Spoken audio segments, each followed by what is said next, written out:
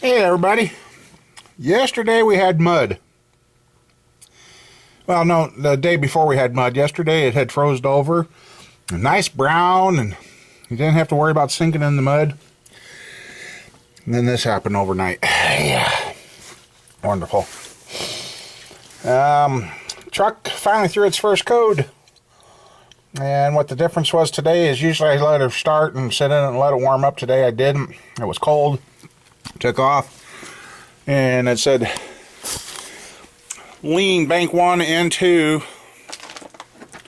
And hooked up the scanner to see what it was. And it's indicating some misfires, which is saying the spark plugs. It looks like number 2 one, so I don't know when the spark plugs were ever replaced in that truck. And the lean part, according to the scanner, it come back and said most common fix is intake. So I would explain it, because if I let it run and warm up, everything's warmed up and it seals. So might have to throw a set of intake gaskets in it, or double check the bolts, make sure they're tight, whatever. As we know nothing about what that's been done to that truck. So, yep. So I got that, and I still got the dang brace on, and yeah. So I'm out here today. We're gonna see where is it? Right there it is. See if we can get the heads on chopshops motor and get the clearances checked, and it's gonna be interesting because I'm right-handed.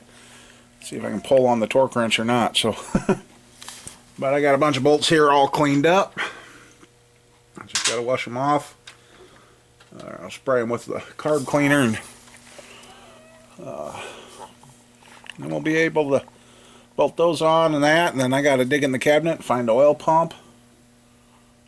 Oh, it's up over there, I think, up on that shelf. Got an oil pump. I got the pickup tube, so yeah. Might have to go get a new oil pan gasket, because I want to put that one-piece rubber, silicone, whatever gasket in this for him too. So on the oil pan. But anyway, yeah. So I'll get the lights on and get everything set up, and we'll see what we can do today. Well, after digging around and finally finding my plastic gauge, I mean, I'm getting there. I'm getting a little more organized. Had to put some more shelves up. And, but anyway, you just tear it off, you put it in there, and you bolt it back together. And everybody's got their own differences. Everybody thinks dry, whatever. I mean, I've done it both ways. Dry, white grease, whatever. I've got the same results both ways. So it's not quite 1, but it is 1.5 thousandths, which is what we were looking for. So I'm gonna go through, finish checking the rest of these. Then we'll check the mains, and then hopefully everything's good. And I'm gonna check to see if I got that oil pan gasket. I've got one laying there, but I'm not sure if it'll work with this motor or not. So, well, I gotta find the oil pump. Well, no, the oil pump's right there. Okay, so the oil pump's there. The pickup tube's over there. So, I guess I'm gonna go ahead and torque all this up. This is not a how to build motor video. This is documenting stuff as it's being done, and we're getting her done so we can get her on the stand, get it running, and get her gone. So once I got this torqued up, then I can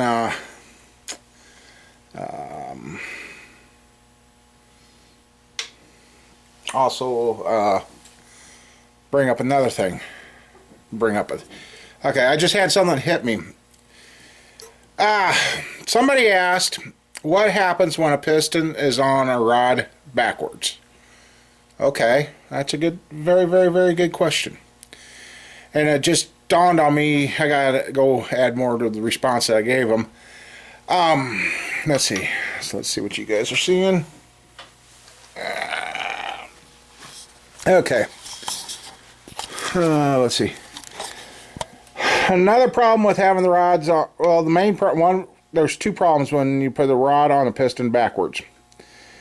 The one problem is that the valve reliefs, I'll show you, the valve reliefs may not clear. Some pistons only got valve reliefs on one side where they're solid, and so they may not clear. So that's the one problem. The other problem is you got your radius right in here on your crankshaft, and here in the middle they didn't worry about that. What they done is they've made that area there to clear the radius, and if you put this in backwards, your bearing and your rod will rub right there on the radius, and you're going to have major troubles. So that's why that is that way. Hopefully I explained that good. So yeah, you would be thinking, oh well, that one piston was on backwards, just take and turn it around because it's a round cylinder. It should be the same. Well, that's in all understanding, yes, that should be the same, but sometimes pistons are made for rights and lefts, and then you got pistons that go in certain holes, like some Keith Black pistons are machined to specifically fit a hole. So yeah, you want to make sure your stuff gets on the right direction, and otherwise you're going to be having more bad issues. So okay, anyway, I'm going to go through, check the rest of these, get that done, and then we'll see if the oil pan gasket I got is right. Well, then we got to take the timing cover off. I said, alright, I wasn't going to paint it, but I just wanted to get something on there, and we'll paint it when we take it off the stand to the color that he wants. So anyway, I know it's not the color he wants, but it will be. I'm just putting paint on it to have something on it because I just can't stand an unpainted motor. That's okay to have a base coat under it. So got the oil pan all cleaned up, and I forgot how much of a pain in the butt it was to clean those oil pans with those trays in. The jet spray is good, but you actually need a good soak tank to put that in so the chemical and everything gets all the way around all the metal in there. I used a can of carb cleaner, reaching up in there, wiping all those little backsides of those metal trays off, and quite amazing what came out of there, even after it had been in the hot tank. So, but it's clean now.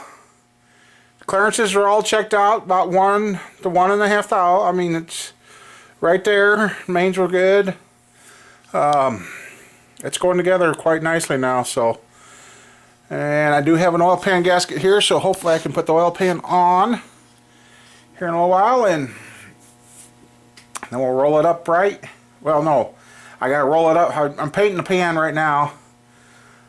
Then I gotta lift the pan off, roll it up right, change out the timing chain and gear, get the front cover cleaned up that I'm going to use on this, and get that installed and get that painted. And then we can roll it back over, put the oil pan and pump and screen on, and then we can roll it up right and then start doing the valve train.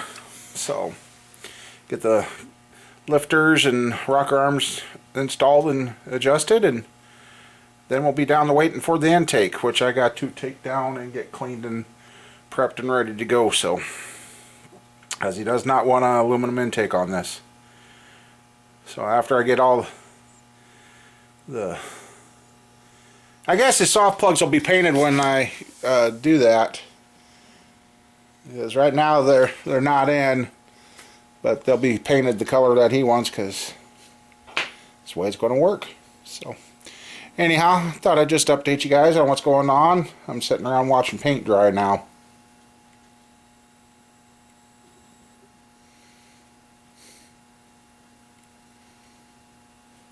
Oh, it's not dry yet. Alright. Okay. Oil pan's not on, it's just on there to keep stuff from dripping to the floor. But, this is a subject that I've cringe every time I see on YouTube. I mean, you got guys out there just coming up here and beating these on. No, you do not want to beat your lower timing gear on. Because what can happen is you could crack the gear right there from the keyway out and not know it. Or by beating on it like that, you could destroy your thrust. Drop your tools.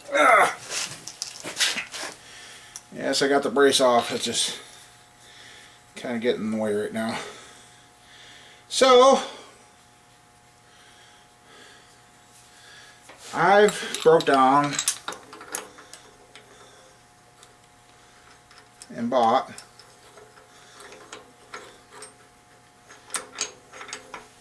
the correct setup to do this with. This is my harmonic balancer installer, which I'll push on the harmonic. Well, I come across this adapter. It's from Proform, and you use your crank, your harmonic balancer installer, and then you just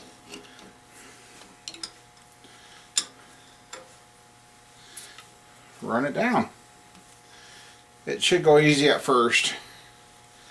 Or the other way you can do is either use a heat gun, your space heater, your wood stove, a pan of vegetable oil or whatever, uncovered.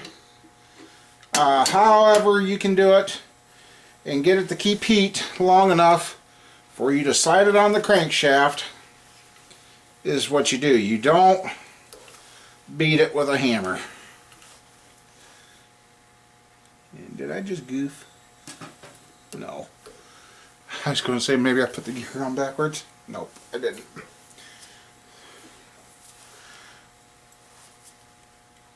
And just like that, it's on. No damage to the thrust bearing. No damage to the thrust bearing. No damage to anything.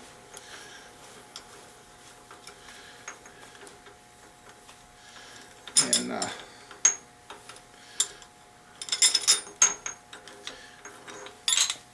see, there's your harmonic balancer installer, and there is the crank gear installer. Yep, we're right. Pretty much on track. Just got to back it up a little. So yeah.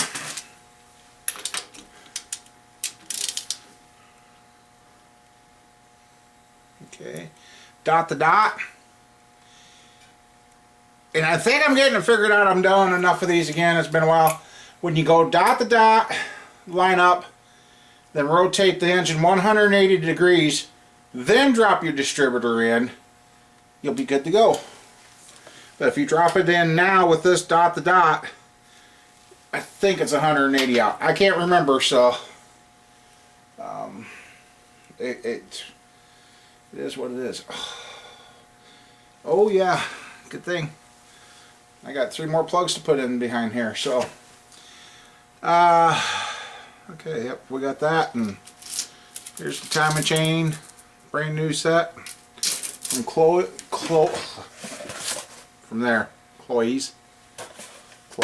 however you say it. So I guess I'll get the gear off, put those 3 plugs in there with red Loctite, and we'll put the chain on. And then we'll get the timing cover ready. It's in the hot tank right now. And then get the hot timing cover installed. Then we'll be able to roll it back over. Put the oil pan gasket on. I do have the one-piece oil pan gasket here already, so I don't have to go get another one. We'll get that on, then roll it back up, and then we'll be able to start lubricating our lifters. And then find the rocker arms. I should have some cleaned up ones. Get some rocker arms lined up and ready to go, and Since this is a stock build, no special cams. The heads went with the block. There's nothing been changed. And that we should be able to use all stock parts without having any valve train issues this time. So with that, I guess, sorry I wasn't in the camera, but yeah, I'll finish this area up and we'll get her going. Well, there you go. The 3 plugs are in there. Timing chain is nice and tight. There's no slop, which is good. But unfortunately, the timing cover and harmonic balancer I was cleaning up for this, I had to dig around and find another one. Yeah. It's bad that people use hammers and that to remove engine parts, because when you first look at this harmonic balancer, it didn't look bad. But I was kind of wondering, why is that all chewed up there? And then there on the front, you got a chunk of rubber missing. But it don't look bad there. I was like, okay, we could put up with it until I found that. See how that's been bashed and beat on so bad there? I mean, they've actually moved the metal. See how that coincides with the rubber coming apart? And the rubber's walking out. That harmonic balancer is now junk. It's done. And the other thing that makes it done, if it wasn't for this and that damage there, we could get by using it, but that's ruined. It's done for. And this right here, the seal was cutting in, so you could put a ready sleeve over that and fix it, but this one is, it's done. It's ruined. So that goes down there. Now this one I'm washing up. It's good. It's not all beat to hell. The rubber's where it's supposed to be. So I'm getting it ready to wash that one up, and we'll get them painted. And it's got a good seal area here. It's not 8N, so yeah. Hammers and on. There's times and places to use a hammer, and the harmonic balancer and timing gears are not your place to be using them.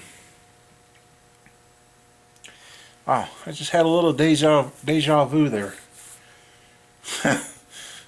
But in my deja vu, I had that I had the brace on when I said that, but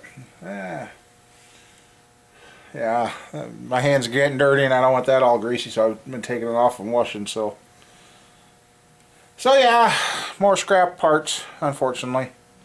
Luckily I had another, since this is a 4-bolt main and it's going in the tow truck, I want to keep the big harmonic balancer on it. And that helps. So I'm letting the timing cover dry, and then we'll get that on.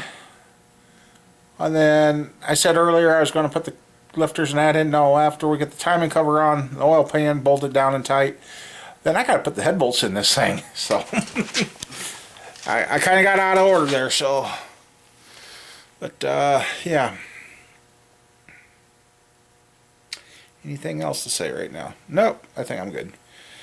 So anyway, yeah, that's.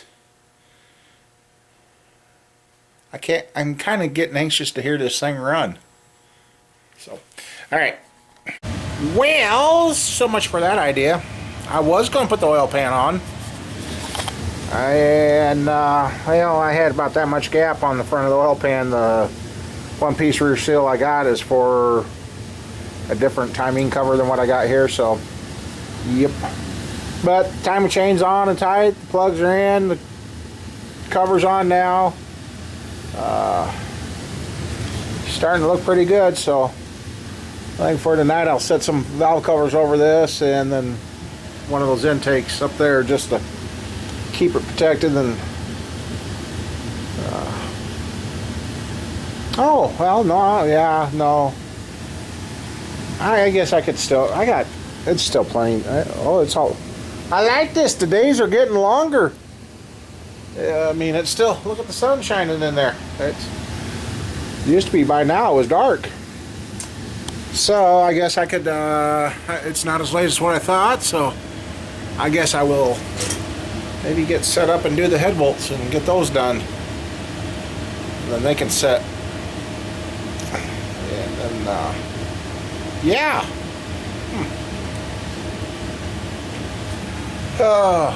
Anyway, I guess, had to put the brace back on.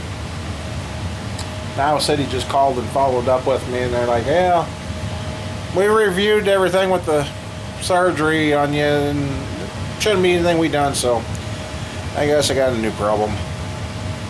Anyway, alright. Well, sorry, I got in a groove and got going, and the heads are torqued on now. The oil pan's not, because I got to get a different gasket.